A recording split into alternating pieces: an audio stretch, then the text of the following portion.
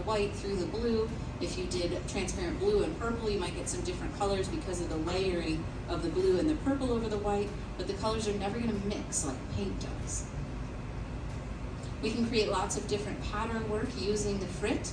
The bottle shape there, the yellow bottle, and then the gold topaz, which is actually the color frit I have on the table, vase beside it with the crosshatch pattern. That is done by applying color to the second gather, and then dipping the piece into an optic mold, twisting the three-dimensional optics, which are the ridges in the green one or the ridges in the orange pitcher, and then melting the texture away. It actually kind of pushes that layer of color around, and we can create line work like that on the surface of the glass. So lots of different things. You might have also seen before little chips of glass, kind of looks like a quilted pattern on the surface of your piece. These are called marini, and they're made by making glass cane and then chopping that cane or stick of glass into little chips, laying them out and creating a pattern, and then you can actually, just like the frit, roll it up on the surface of a bubble and create pattern work that way. The glass cane or the sticks of glass can be used as stripes as well, rather than colorizing the glass itself with the frit and using the optic molds to create stripes. You can just put stripes of glass on the surface of the clear bubble to add a color pattern that way. So we've got lots of different ways, and that's for a few reasons. One, different metals create the colors. So you could imagine that pink, a color made with gold, is a really expensive color. Clear, I think it's running about 75 cents a pound. The gold ruby pink glass, last time I looked and did not buy it, I think it was like $95 a kilo. So yes, I love that color. It's very beautiful. And when I first started working in glass, I just simply don't buy that one anymore because the metal creates a different price tag in that color. Also, if the piece is clear, we can recycle it right here on our stage. We can remelt any of the pieces that we create and then make new things the next day. And so that's kind of our on-stage recycling program. All the glass we work with, color or clear, can be recycled. But the clear is the easiest because we can simply melt it right back down in our furnace here on the stage. If you do want to take a look at some demos with gloss color in them, they're going to have various parts made separately that are all brought up to temperature and assembled, color work, pattern work with the marini, with the cane. So it's an amazing library available to you online. Now I'm going to jump in on what Michael's up to. We watched him take multiple gathers of glass from the melting furnace. He created a cylinder, divided that cylinder with one of our hand tools, creating a waistline in the glass. Every tool we touch to the surface of the glass cools the glass down. And it seems like the glass has a memory because he was able to heat that whole thing up and stretch it out, but it kept that hourglass form. What's really happening there is temperature control. Because the waistline was shaped with a hand tool, it's colder than all the rest of the form. So even as the piece heats up and stretches out, it sort of remembers or hangs on to that shape that we created with the hand tool. So this allows us to divide a bubble, and we end up with kind of a squat form that looks maybe like a dumbbell. And then with a little heat and gravity, we can stretch that form out and maintain that hourglass shape. Now, Michael has a different shape in mind than just an hourglass. Actually, where did that, we saved that one yesterday, didn't we? Maybe we didn't. Would you say these are vases? I call it vase. Vase. So this is a shape, and I've seen Michael made one of these yesterday. He made one a couple days ago that when I started the day and opened up the oven, I found in the oven, and I had an oven full of clear glass, which was all destined to be recycled. And I saved one piece, and then I found out that Michael had made it. I thought it was a really cool shape, and so I think this piece is fixing to be that same vase. Going one step further. With an extra step, he said, so we'll see what that is. So we're able to control where the glass inflates by where we heat it. So after Michael created that kind of elongated hourglass, he came back to the bench and he inflated the glass. The air passed through the top half and inflate glass. Essentially, if you're breathing, you have the lung power to inflate glass.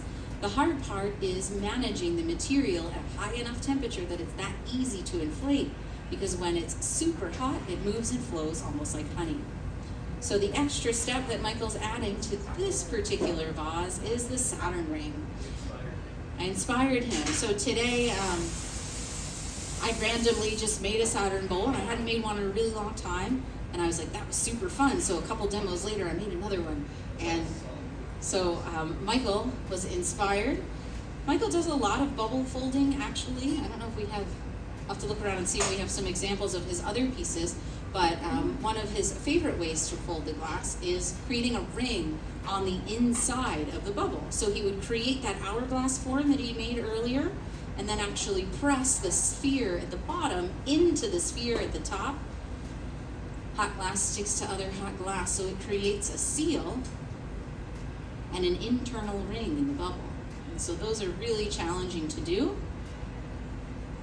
Technically challenging glassmaking is a lot of fun for us because we are allowed to make anything we want as long as we can make it inside of 20 minutes or so.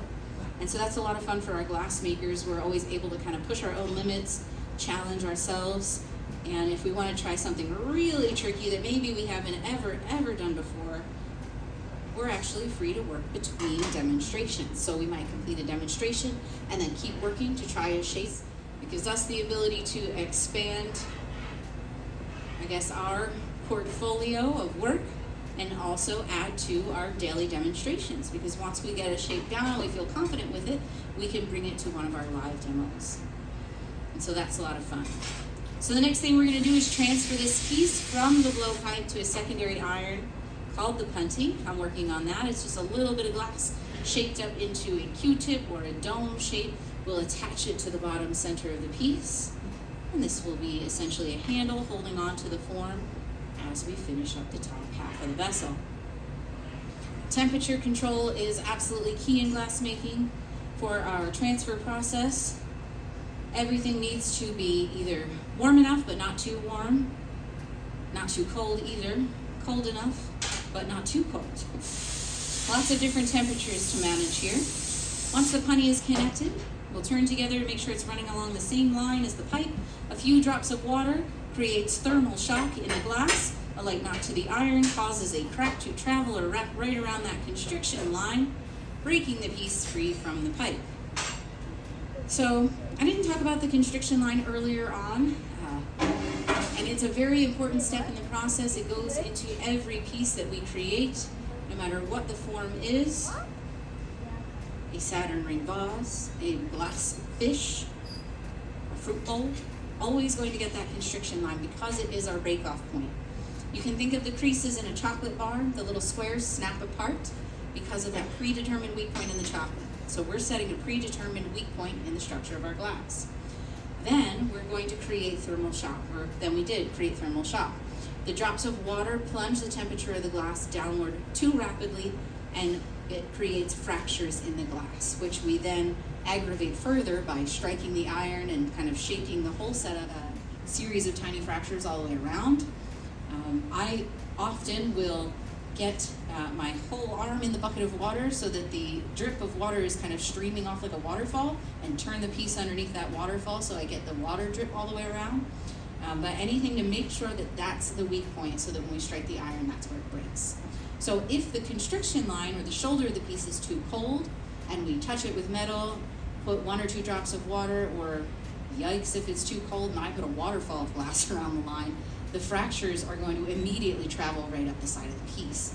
So that's why it can't be too cold up at the top. If the punty's too cold, when we hit the iron, it's not going to break at the constriction and then those vibrations stop. The vibrations run through the whole thing, so it can cause the whole piece to end up on the floor if it breaks free at the top and at the bottom. So every glassmaker gets really good with the dustpan and the broom before they get really good at transferring the glass, because we don't really know the temperature of the glass at any stage. We just learn through trial and error and developing a sense of the material, essentially becoming better and better guessers at the temperature of the glass and when it's time to separate it from the pipe, or when it's safe to create that controlled thermal stress. So this tool here is a Sophietta. We have one downstairs, but it's actually hooked to a compressed air hose, which allowed us to use it while we were, required to wear our masks. I'm half wearing my mask today, right here, because they literally just said, you're free of your masks today. So I'm slowly releasing the mask. But with the masks on, we use an auto-inflation system. We put a hose on the end of the pipe and step on the foot pedal here on the floor, sending air out into the glass to inflate it in the beginning. And then the Soffietta downstairs is hooked up to a compressed air hose. The one up here clearly is not. And we simply either didn't use it or used it really quickly and then put the mask back on. But this allows us to inflate the glass even though we've removed it from the blowpipe. Michael's able to quickly change the profile of the shape, take the available material that he had, expand it, stretch it thinner, creating a more delicate edge at the top of the form, and not one, but 2 Saturn rings in this vase. Again, using the Soffietta to inflate the glass, and then we'll open up the top of the form. The thinner the glass is, the faster it takes, or the faster it will take to cool it down. So more and more visits to the reheating furnace, the thinner the glass gets. Double Saturn. Love it. All right, so we've got a very, very technically challenging vase that Michael has created for us. Beautiful piece. Michael Beam, ladies and gentlemen. I just want to make like tiny videos. The art of bubble folding. I know there's origami videos on the internet. Should I use the big forks? These will be fine. All right, so in order to keep this beautiful piece all in one piece, we have to place it in a slow cooling oven called an annealer. This piece will need about 8 to 10 hours to cool down. The thicker the glass is, the longer that cooling cycle takes.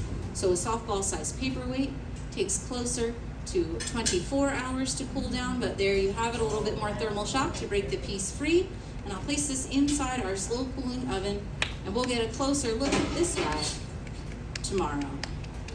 All right, ladies and gentlemen, that's going to conclude our demo for right now. We hope that you had fun, enjoyed it, and learned a few things. If anybody has a question, please stick around.